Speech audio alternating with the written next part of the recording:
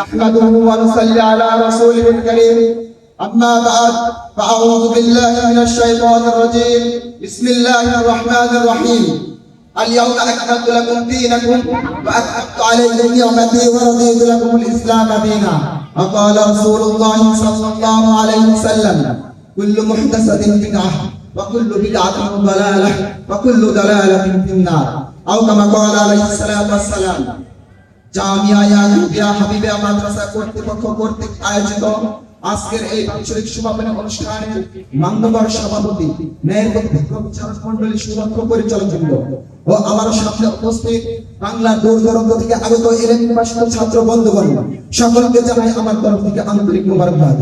সুন্দর হোক সকলের জীবন, সুখী হোক সকলে, এই কামনা নিয়ে আমি আমার সংক্ষিপ্ত বক্তব্য আরম্ভ করছি। মুহতারাম হাজিরিন, আজকের এই সিরাতুন নবী সাল্লাল্লাহু আলাইহি ওয়াসাল্লাম কনফারেন্স অনুষ্ঠানে আমি আমার বক্তৃতার বিষয় নির্ধারণ করে নিয়েছি সিরাতুন নবী বনাম প্রচলিত ঈদে মিলাদুন নবী সাল্লাল্লাহু আলাইহি ওয়াসাল্লাম। এই বিষয়ের উপর সময়ের সংক্ষিপ্ত পরিসরে যতটুকু সম্ভব আলোচনা করার প্রয়াস চালাবো ইনশাআল্লাহ তাআলা, ওয়া তাওফীকি ইল্লা বিল্লাহ। মুহতারাম হাজিরিন, মিলাদের আবেদনিক অর্থ হলো জন্মদিন, জন্মকাল, আর পরিভাষায় মিলাদ বলা হয় হুজুর পাক সাল্লাল্লাহু আলাইহি ওয়াসাল্লামের জন্ম বৃত্তান্ত নিয়ে আলোচনা করা এবং তার জন্মদিনকে কেন্দ্র করে কোনো বিশেষ আয়োজনের মাধ্যমে জন্মদিন উদযাপন করা।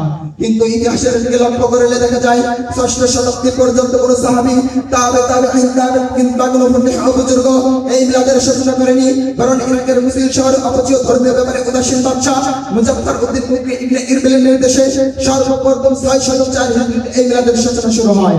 আর এই ব্যাপারে মিলাদের দলিলাদি সম্ভাবিত কিতাব রচনা করে বাদশাকে সহযোগিতা করে দুনিয়ার নবী মৌলভী আবুল খাত্তাব ওমর ইবনে হাসান ইবনে দিহিয়া। মুহতারাম হাজিরিন, 12 রবিউল আউয়ালকে কেন্দ্র করে এই দিনে ঢাকঢোল পিটিয়ে আতশবাজি আর মিষ্টি সরাসরি আয়োজন করা হয়। এই দিনে নবী করিম সাল্লাল্লাহু আলাইহি ওয়াসাল্লামের জন্ম হয়েছিল কিনা তা নিয়ে উলামায়ে কেরামের মধ্যে বিশাল মতবিরোধ রয়েছে। পক্ষান্তরে এই দিনে নবী করিম সাল্লাল্লাহু আলাইহি ওয়াসাল্লামের ইন্তেকালের ব্যাপারে সামান্যতম মতবিরোধ নাই। কাজেই সুস্থ বিবেক সম্পন্ন প্রকৃত ঈমানদাররা কোনদিনই নবী করিম সাল্লাল্লাহু আলাইহি ওয়াসাল্লামের ইন্তেকালকে কেন্দ্র করে হাসি তামাশা, গান বাজনা আর র্যালির মতো নিকৃষ্টতম কাজ করতে পারে না। কিন্তু সুন্নাহবাদী নামধারী এই সকল ভণ্ড প্রতারক ফিতনাকাররা হুজুর পাক সাল্লাল্লাহু আলাইহি ওয়াসাল্লামের মৃত্যুদিনের শোক আর দুঃখের পরিবর্তে জন্মদিনের আনন্দকে গ্রহণ করে নিয়েছেন। মুহতারাম হাজিরিন, ইসলামের 700 বছরের সমগ্র ইতিহাসে ঈদে মিলাদুন নবীর অস্তিত্ব খুঁজে পাওয়া যায় না। 700 বছর পর মিলাদ মাহফিল আর 1300 বছর পর ঈদে মিলাদুন নবী ইসলামের সাথে আপনাদের সাথে কিছুই হতে পারে না। মুহতারাম হাজিরিন, তাই তো নবী করিম সাল্লাল্লাহু আলাইহি ওয়াসাল্লাম বিদায় হতে মাসের গার্হিত কণ্ঠে কোরআনের আয়াত উচ্চারণ করেন, আল-ইয়াওমা আকমালতু লাকুম দীনাকুম ওয়া আতমামতু আলাইকুম নি'মাতি ওয়া রাদিতু লাকুমুল ইসলাম দীনা।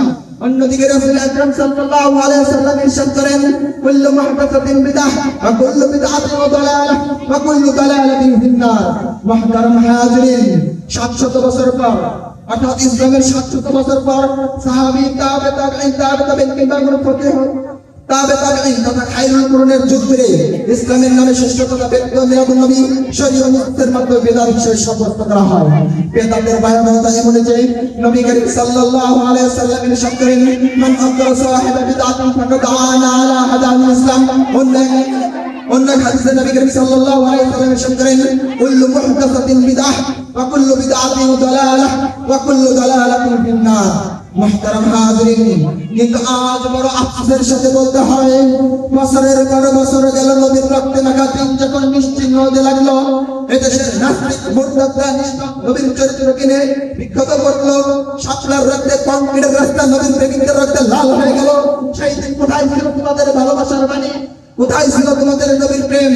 তোমাদেরকে স্পষ্ট ভাষায় বলতে চাই, শাপলার শহীদদের রক্তের আদর শুকায়নি, নবীর প্রেমিকদের বুকের তপ্ত আগুন এখনো নিভে যায়নি। খোদার কসম, নবীর প্রেম নিয়ে যদি রাজনীতি করা হয়, তাহলে এদেশের লক্ষ কোটি নবীর প্রেমিকদের বুকে আঘাত করা হয়। মুহতারাম হাজিরিন, তোমরা যদি নবীর প্রেম নিয়ে রাজনীতি করো তাহলে আর এদেশের আলেম সমাজ বসে থাকবে না, প্রয়োজনে জীবন দিবে, তবু মিলাদুন নবী নামে নবীর ভালোবাসা নিয়ে তারা বরদাস্ত করবে না। তাই পরিশেষে নবীর প্রেমে উদ্ভাবিত যুবক বন্ধুদেরকে বলতে চাই, ওহে মুহাম্মাদের আদর্শ যুবক বন্ধুগণ, ওহে বাংলার কামাল কামাল ছেলেরা, তোমাদেরকে নতুন করে তৈরি হতে হবে সিরাত চর্চার মাধ্যমে শিক্ষা গ্রহণ করতে হবে, সপ্তাহে প্রতি সোমবার রোজা প্রস্তুত করতে হবে, খোদার রাহে জীবনকে বিলিয়ে দেওয়ার শিক্ষা গ্রহণ করতে হবে। বাংলার ৫৬,০০০ বর্গ মাইল জুড়ে নবীদের সিরাত শিক্ষার আয়োজন করতে হবে।